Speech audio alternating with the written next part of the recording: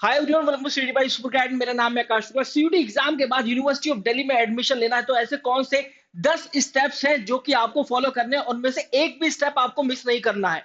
इसके अलावा जब दिल्ली यूनिवर्सिटी में एडमिशन लेते हैं तो उसका एक अलग से एडमिशन पोर्टल है जिसका नाम है CSS common seat allocation system. इसकी अपनी टाइमलाइन आती है, अपना ब्रोशर आता है, सब चीजें इसकी अलग होती हैं। तो वो टाइमलाइन क्या है जो कि आपको फॉलो करनी है, प्लस ये ऐसे 10 इंपॉर्टेंट स्टेप जिसमें से आपको एक भी मिस नहीं करना है, उसके बारे में इस वीडियो में हम डिस्कस करेंगे। इसका मतलब बेहद ही important video for all the CUET aspirant over there. चलिए स्टार्ट करते हैं अपने इस वीडियो को। सबसे पहले 10 ऐसे इंपॉर्टेंट स्टेप जो कि ये रहे, लिखे हैं। घबराने की बात नहीं है, बहुत सारा कुछ लिखा हुआ है मैंने, लेकिन कोशिश करिए कि इस वीडियो को एकदम डिटेल्ड एडमिशन प्रोसेस बनाऊं, ऐसा एडमिशन प्रोसेस जो यूनिवर्सिटी ऑफ दिल्ली का यूट्यूब पर तो एटलीस्ट उपलब्ध ना हो। सबसे पहले आप सीयूटी का फॉर्म फिल करते हैं, आपको पता होगा, आपने कर लिया होगा।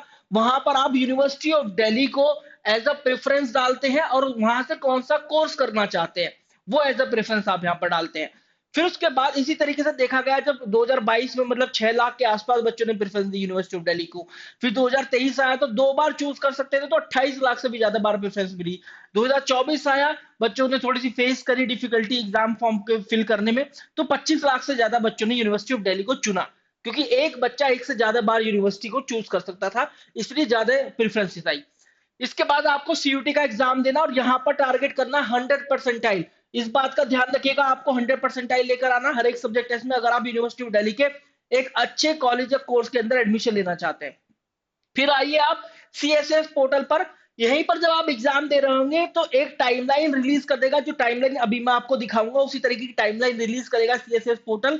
और वहां पर रजिस्ट्रेशन की डेट खुल जाएगी, तो आपको रजिस्टर करना है एट CSS। इसको बोलते हैं फेज 1, जहां पर आप आपको अपनी बेसिक डिटेल, सीयूटी का एप्लीकेशन नंबर डालना होता है। जैसे आप सीयूटी का एप्लीकेशन नंबर डालते हैं तो ऑटोमेटिकली आपकी सारी डिटेल पिक कर लेता है, बता देता है कि भाई आपने इसके अंदर यहां पर अपीयर हुए हैं। फिर जब सीयूटी का रिजल्ट आता है तो CSS का फेज 2 शुरू होता है, जहां पर आप फिल करते हैं, ये माफ कीजिएगा, ये फेज 2 है, जहां पर आप फिल करते हैं अपनी प्रेफरेंस कॉलेज और कोर्स की। ये जैसे ही सीयूटी का रिजल्ट आता है उसके तुरंत बाद ही ये शुरू हो जाता है। तो यहाँ पर आप डालते हैं कि भाई मैं बीकॉम ऑनर्स करना चाहता हूँ SRCC से।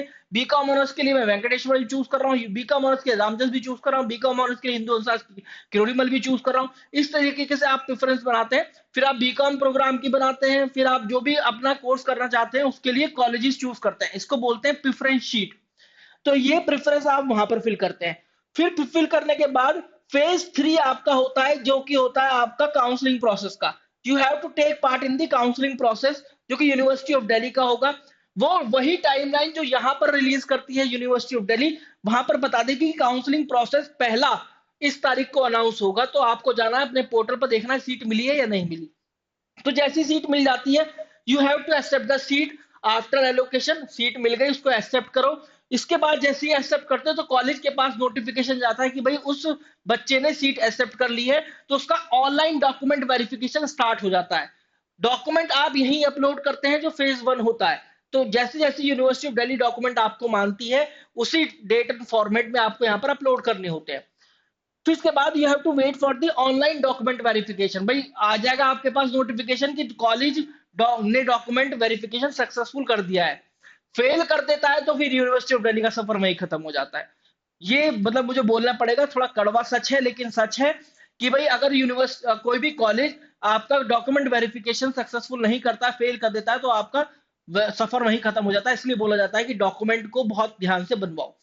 इसके बाद फिर आपको you have to pay the admission fee after documents approval. आपने एडमिशन फी जैसे ही पे करी, इसकी भी डेडलाइन होती है एडमिशन फी पे करने की। भाई इस तारीख तक आपको एडमिशन फी पे करनी है, इस तारीख तक एक्सेप्ट करनी है सीट, इस तारीख तक एडमिशन फी पे करनी है। जैसे ही आप एडमिशन फी पे करते हैं तो आपकी सीट इंश्योर हो जाती है। जैसे आपने सीयूटी की फॉर्म फिलिंग के दौरान एडमिशन फी पे करा तो आपका ये इंश्योर हो गया कि भाई आपने फॉर्म फिल कर दिया। इसी तरीके से आप यहाँ पर जब एडमिशन फी पे कर देंगे कॉलेज को कि भाई बीकॉम ऑनर्स SRCC करना चाहता हूँ, ये रही मेरी 50,000 60,000 जो भी कोई फीस रहेगी फर्स्ट ईयर की, जैसे भी कुछ है, आप उसको जैसे ही सबमिट करते हैं तो आपकी सीट इंश्योर हो जाती है कि भाई इस बच्चे की ये सीट हो चुकी है। उसके बाद या तो आप उस सीट को फ्रीज कर लो। आपने फ्रीज कर ली तो उसका मतलब आप आगे एडमिशन प्रोसेस में हिस्सा नहीं लेना चाहते। इसके बाद आप अपग्रेड भी कर सकते हो। फ्रीज और अपग्रेड दो ऑप्शन होते हैं। अगर आप फ्रीज करते हो तो इसका मतलब आप अपनी सीट से सहमत हो, इसके बाद आप एडमिशन प्रोसेस में हिस्सा नहीं लेना चाहते। लेकिन अगर आप अपग्रेड करते हो तो इसका मतलब ये है कि आप अपनी सीट से सहमत नहीं हो। वो प्रेफरेंस शीट जो कि आपने यहाँ पर बनाई थी, उस प्रेफरेंस शीट के हिसाब से जो ऊपर वाला कॉलेज है, माना कि आपको किरोड़ी मिल गया बीकॉम ऑनर्स के लिए, आप चाहते हो कि बीकॉम ऑनर्स के लिए एसआरसीसी मुझे मिले, तो फिर उसके लिए आपको अपग्रेड ऑप्शन पर क्लिक करना होता है और फिर एसआरसीसी को बताना होता है कि भाई मैं एसआरसीसी में एडमिशन लेना चाहता हूँ प्रेफरेंस शीट शिफ्ट करके। तो फिर ये जो जितनी भी प्रक्रिया होती है आपकी काउंसलिंग प्रोसेस के सीट एलोकेशन की, फिर दूसरे राउंड में यूनिवर्सिटी ऑफ दिल्ली कोशिश करती है कि आपको एसआरसीसी में सीट मिले।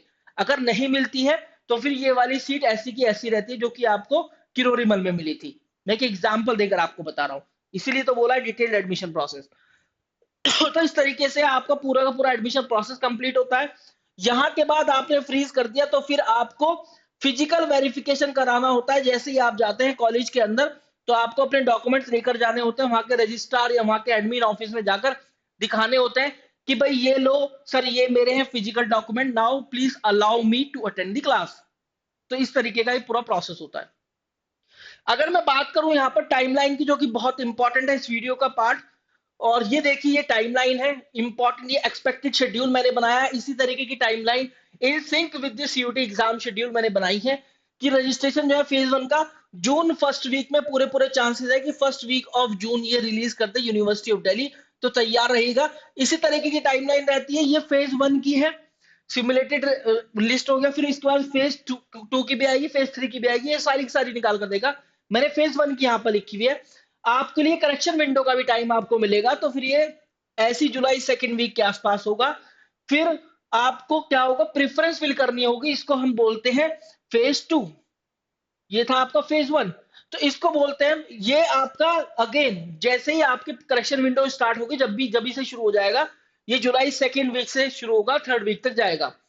इसके बाद ऑटो लॉक भी हो जाती है प्रेफरेंस। अगर आपने मतलब प्रेफरेंस कर दी फिर अगर आपने लॉक नहीं करी तो अपने आप ऑटो लॉक भी हो जाती है। आपने प्रेफरेंस बना दी फिर उसको आप लॉक कर दीजिए कि अब मैं कोई चेंज नहीं करना चाहता, इसको सबमिट कर दीजिए, तो सबमिट कर देते हैं। अगर नहीं कर पाते तो ऑटो लॉक भी हो जाती है।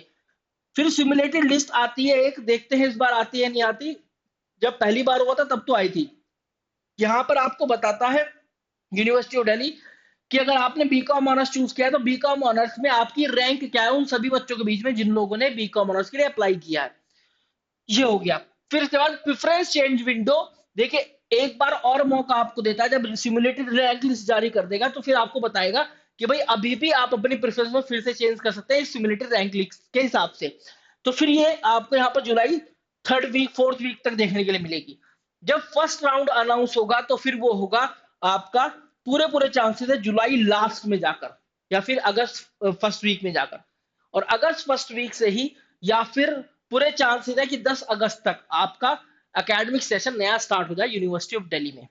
तो ये पूरी की पूरी टाइमलाइन है। प्लीज मुझे बताइएगा कमेंट सेक्शन के अंदर कि कौन सा ऐसा पार्ट है वीडियो का जो आपको समझ में नहीं आया, या फिर और आप क्या समझना चाहते हैं, और आप किस वीडियो पर किस टॉपिक पर मुझसे वीडियो बनवाना चाहते हैं।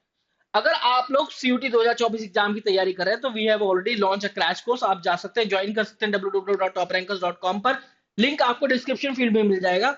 इस तरीके से आप चूज कर सकते हैं। जैसे आप एक कॉमर्स विद मैथ्स वाले स्टूडेंट है तो इस तरीके से चूज करिए, फिर आप यहाँ पर प्रोसीड टू पेपर क्लिक करिए और यहाँ पर आप एक कोड अप्लाई कर सकते हैं AS30 to get the maximum discount. देखिए ये डिस्काउंट मिल गया, इसके अंदर आपको फिजिकल बुक्स भी भिजवाई जाएंगी, मेंटरशिप भी है, लाइव क्लासेस भी है और काउंसलिंग का सपोर्ट भी है सीयूटी एग्जाम के बाद। Everything that you need to crack the CUET examination, you need to take admission in the top college and courses. Wish you a very good luck guys. Thank you very much.